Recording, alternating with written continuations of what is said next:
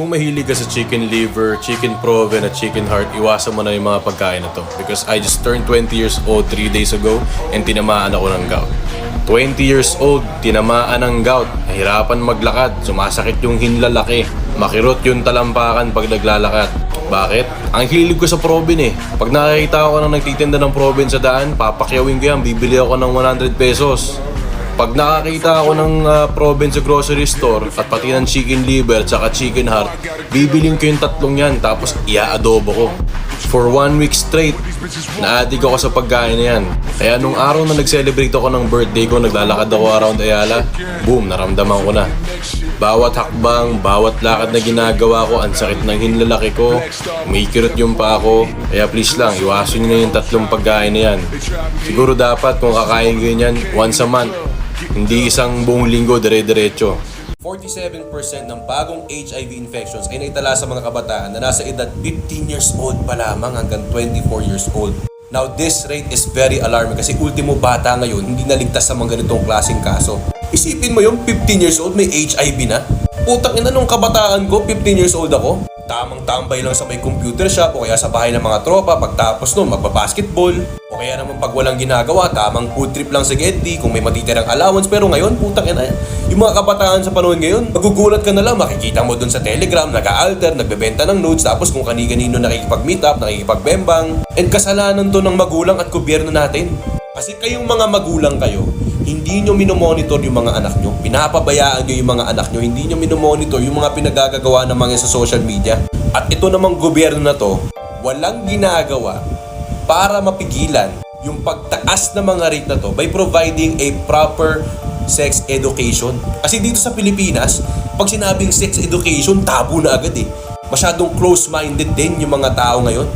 Hindi tayo masyadong open sa mga ganitong klaseng learning kaya pataas ng pataas yung mga rate ng HIV infections. Alam mo, isa din to sa mga dahilan kung bakit ang taas ng teenage pregnancy rate dito sa Pilipinas kasi wala nang proper sex education. Isa pa yung social media at dating apps na yan. Mga dahilan kung bakit tumataas yung rate na to kasi ultimo yung mga bata nakakalusot dito. Kaya please lang sa mga magulang dyan, pakimonitor po at bantayan ng maigi yung mga anak ninyo. Kasi hindi nyo alam kung saan napupunta yung mga yan at kung kani-kanino nakikipag-meet up. Isipin mo, 15 years old, meron ng HIV.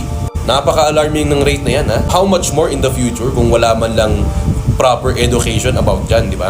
E di lalong tumaas yung rate. Ito yung dahilan kung bakit kayo nawawala ng kliyente. Kasi imbes na turuan nyo yung isang beginner na wala pang alam sa pag-gym, pinapahiya nyo, tapos pinagtatawanan nyo pa.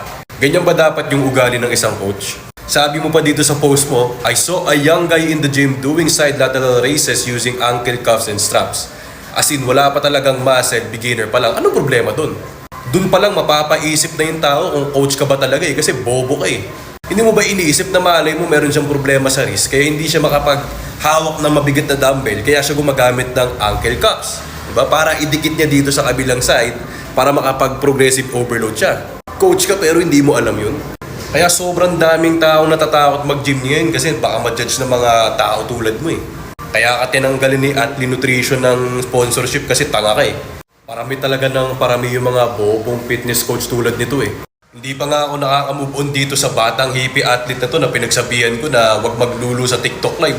Ngayon susulpot ka pa? Tangina, anong nangyayari sa fitness community ngayon? Parami may mga tama sa ulo. Saan ba located ang school na ito? Nang makapag-enroll na ako. Gusto ko lang naman subukan yung lakas at yabang ng mga senior na kadete na yan. Porque kasi mas maliliit sa kanila, mas mabababa yung rango sa kanila, yung level sa kanila, minabata-bata lang nila. Bakit hindi nyo subukan bata-batain yung katulad ko? Incoming version na mas malaki pa sa mga senior. Mas malaki pa nga yung katawan ko sa karamihan ng mga criminology students dyan na baguhan pa lang eh. Bakit ako hindi nyo subukan na magkaalaman tayo? Kung gusto mo makuha yung inis ko, manlimos ka online. Kasi sa dami-dami ng katarantaduhan sa Pilipinas, yan yung pinaka-hate ko eh. Yung iba dito, hindi naman PWD. Kayang magtrabaho, may oras para mag-cellphone, may pang-load para manlimos sa TikTok, tapos wala kang kakayahan para magtrabaho.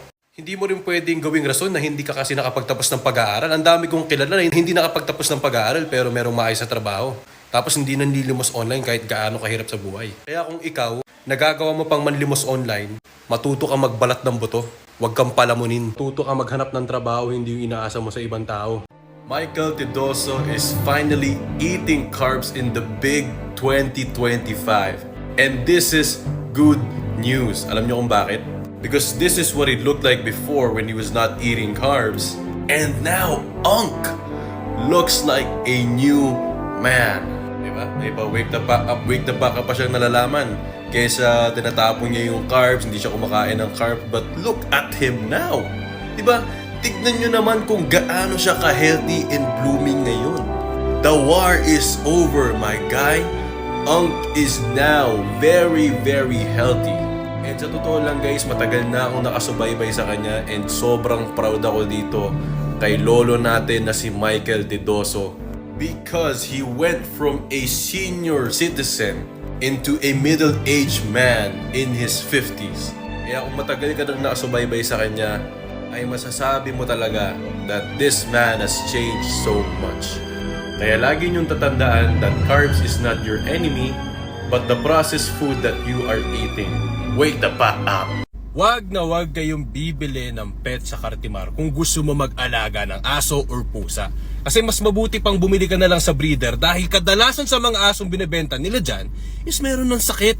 Yung isang tropa ko, last week lang kakabili lang niya ng aso halagang 13,000. Binola pa siya nung nagbebenta na kesyo, maganda tong aso na to, kesyo inuuwi ko pa nga itong malambing to. Pero putya, after 1 week, meron na agad sakit, dinala pa nila sa vet at ang findings, merong parvo. Ang malala pa, hindi pa kompleto yung mga vaccines at hindi naman din registered, tinitipid nila. Kaya kadalasan sa mga aso at pusa na binibenta nila dyan, meron ng sakit. Kasi alam mo kung bakit, iniiwan lang nila yun dyan eh. Hindi pa nila ina-isolate kapag nagkakasakit yung mga animals dyan. 3 years ago, bumili din ako dyan ng pusa. Bumili ako ng 2 British Shorthair and gumastos kami ng halos 50 to 60,000. 2 yung binili namin at 1 lang yung nag-survive. Ganun po kalala yung mga nagbebenta ng mga animals, mga pets dyan sa Cartimar. Kaya for the love of God, para hindi masayang yung pera nyo at syempre hindi mawasak yung puso nyo. Kasi sino ba namang gustong mamatay yung mga pets nila, di ba? Wala! Bumili kayo sa mga trusted na breeder, mas mura pa, mas legit pa at hindi pa nila tinitipid.